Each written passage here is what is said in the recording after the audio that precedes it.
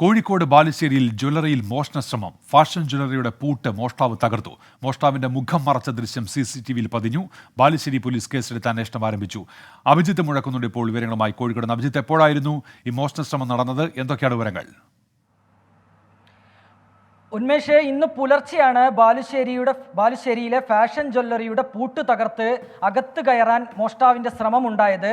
ഈ ദൃശ്യങ്ങൾ പരിശോധിച്ചാൽ നമുക്കറിയാം, ഈ ജ്വല്ലറിയുടെ ഒരു പൂട്ട് തകർക്കാൻ മോഷ്ടാവിന് സാധിച്ചു. പക്ഷേ മറ്റേ പൂട്ട് തകർക്കാൻ മോഷ്ടാവിന് സാധിച്ചില്ല. അതുകൊണ്ട് മാത്രമാണ് ഒരു വലിയൊരു കവർച്ച അവിടെ നടക്കാതെ പോയത്.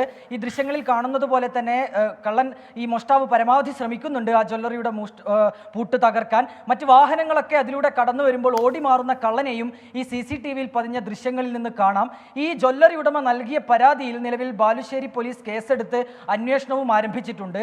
പോലീസിന്റെ പ്രാഥമിക നിഗമനത്തിൽ ഒരാൾ മാത്രമാണ് ഈ കവർച്ചാശ്രമത്തിന് പുറകിലുള്ളത് എന്നുള്ളതാണ് പോലീസിന്റെ പ്രാഥമികമായ നിഗമനം. നേരത്തെയും ഈ ബാലുശ്ശേരി പരിസരങ്ങളിലുള്ള കടകളിലേക്ക് കവർച്ച നടത്താനുള്ള ഒരു ശ്രമം പല രീതിയിൽ ഉണ്ടായിട്ടുണ്ട്. പക്ഷേ ഇപ്പോഴും ആരാണ് അതിന് പുറകിൽ എന്നുള്ളതിൽ ഒരു തീരുമാനത്തിൽ അല്ലെങ്കിൽ അത്തരത്തിലുള്ള ഒരു കാര്യത്തിലേക്ക് അവരെ കണ്ടുപിടിക്കാനുള്ള ഒരു കാര്യത്തിലേക്ക് പോലീസ് എത്തിയിട്ടില്ല. ഏതായാലും നിലവിൽ ഈ ഒരു കവർച്ചാ ശ്രമത്തിലും ബാലുശ്ശേരി പോലീസിന്റെ അന്വേഷണം ഊർജിതമായി നടക്കുന്നുണ്ട്. ഉന്മേഷ്, അഭിജിത്ത്, ഈ പ്രതിയിലേക്ക് എത്താവുന്ന തരത്തിൽ CCTV ദൃശ്യങ്ങളടക്കമുണ്ടല്ലോ, പ്രതിയിലേക്ക് എത്താവുന്ന തരത്തിൽ കൃത്യമായുള്ള ദൃശ്യങ്ങൾ, ആ നിലയ്ക്കാണോ ഇപ്പോൾ അന്വേഷണം പോകുന്നത് പോലീസിന്റെ? അഭിജിത്ത്, ഉന്മേഷ്, പ്രധാനപ്പെട്ട കാര്യം ഈ CCTV ദൃശ്യങ്ങളിൽ മോഷ്ടാവിന്റെ മുഖം കൃത്യമായി പതിഞ്ഞിട്ടില്ല. കാരണം മുഖം മറച്ച നിലയിലാണ് മോഷ്ടാവ് ഉള്ളത്.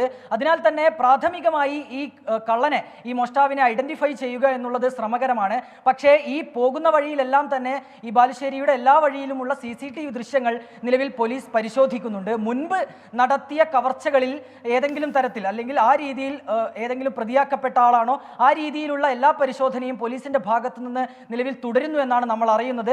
ഏതായാലും CCTV ദൃശ്യങ്ങൾ കേന്ദ്രീകരിച്ച് തന്നെയാണ് പോലീസിന്റെ അന്വേഷണം പുരോഗമിക്കുന്നത്. ഉന്മേഷ്, ശരി. അഭിജിത്ത് മുഴക്കുന്നാണ് കോഴിക്കോട് നിന്ന് വാർത്തയുടെ വിശദാംശങ്ങൾ നൽകിയത്. ലോകത്തെവിടെയായാലും ഏത് സമയത്തും 24 വാർത്തകളും ഓഗ്മെന്റഡ് റിയാലിറ്റി പാക്കേജുകളും എക്സ്പ്ലെയിനറുകളും വിശദമായി കാണാൻ ഞങ്ങളുടെ YouTube ചാനൽ നിങ്ങൾക്ക് സബ്സ്ക്രൈബ് ചെയ്യാം.